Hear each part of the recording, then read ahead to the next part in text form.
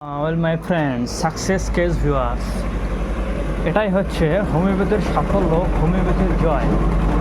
Homeopathy যে miraculous কাজ করে থাকে, সঠিক ওষুধ সিলেকশন করলে, সঠিকভাবে কেস টেকিং করলে, যদি আপনি সঠিক মেডিসিন সিলেকশন করতে পারেন, যে কোনো ধরনের ক্রনিক ডিজিজ, যে কোনো ধরনের পুরনো রোগ যেগুলো সহজে সারতে যায় না অন্য পেথিতে বা আদার্স পেথিতে, সেই সমস্ত রোগ খুবই দ্রুত, অতি সহজে ইমপ্রুভমেন্ট হয়ে যায় এবং পারমানেন্টভাবে ঠিক হয়ে যায় বন্ধুরা।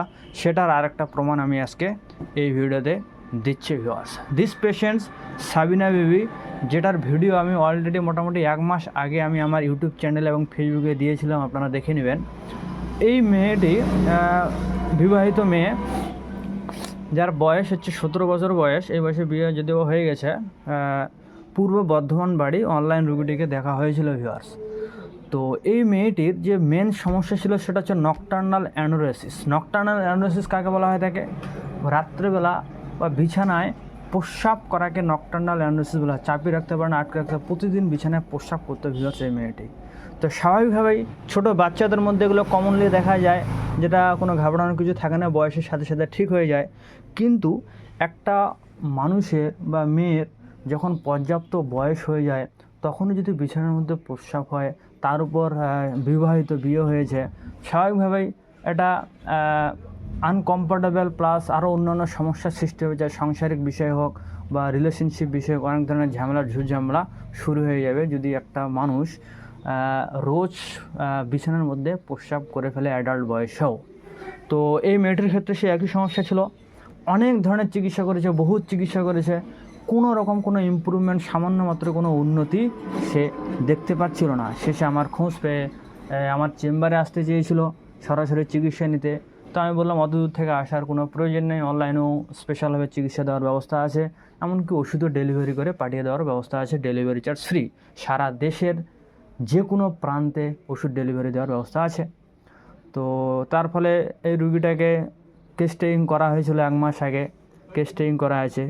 তো আমি এই পেশেন্টটাকে ওয়াইন ফ্লাওয়ার প্রেসক্রাইব করেছিলাম 1 mg পোটেন্সিতে 3টে ডোজ, 3 দিন সকালে শুধু 3টে ডোজ, একটাই সিঙ্গেল মেডিসিন প্রেসক্রাইব করেছিলাম, তার সাথে PTRS 1000 এবং followed by pulse 10 mg prescribe করেছিলাম 3টে ডোজ।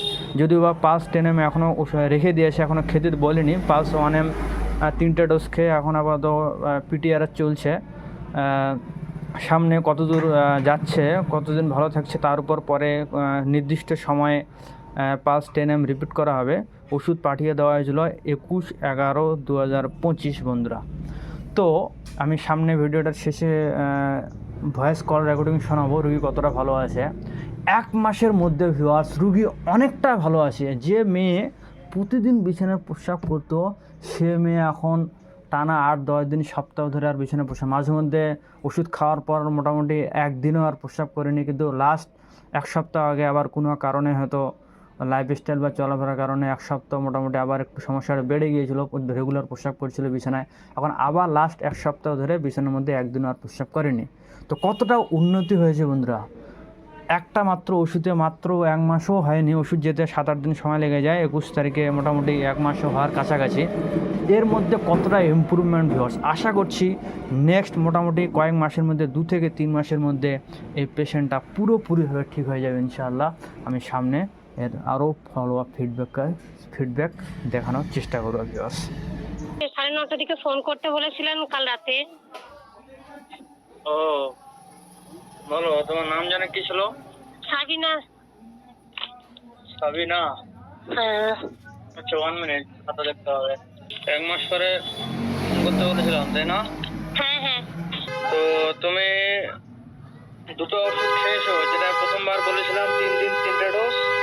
হ্যাঁ। তারপর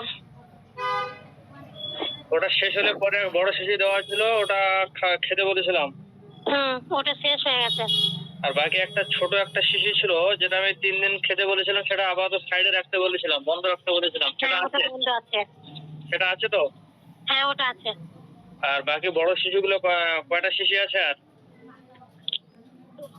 2 নম্বরটা খাচ্ছে, আর 3 নম্বরটা, আর 3টে আছে। 3টে শিশি আছে? হ্যাঁ, আর 3টে শিশি আছে। তো তোমার সমস্যা সব দিক দিয়ে এখন মোটামুটি ভালো আছে, তাই তো? হ্যাঁ, এখন আগের তুলনায় ভালো আছে। তা এই মানে 4-5 দিন আগে পুরো টানা 1 সপ্তাহ মতন হয়েছিল সমস্যাটা। এখন এই 1 সপ্তাহ ভালো আছে। আগে যেমন প্রায় প্রতিদিন বিছানায় প্রস্রাব হয়ে যেত, সেটা হয় না? না, সেটা মাঝে কমে গিয়েছিল, দিয়ে এই সপ্তাহখানিক আগে হয়েছিল, পুরো টানা 1 সপ্তাহ মতন হয়েছিল প্রবলেমটা। তা এখন আবার 1 সপ্তাহ মতন বাকি আছে, বন্ধ আছে। যাই হোক, আগে প্রায় প্রতিদিন হতো, এখন মাঝে মধ্যে। হ্যাঁ, এখন মাঝে মধ্যে হয়, মাঝে মধ্যে ভালো থাকে এইভাবে। যাই হোক, ওষুধ নিয়ম মতন খাও, বাকিটাও তোমার পুরোপুরি সেরে যাবে ওষুধ শেষ হতে হতে মোটামুটি। হুম। তুমি এক কাজ করো, যেভাবে নিয়ম বলেছিলাম সেভাবে কন্টিনিউ করো।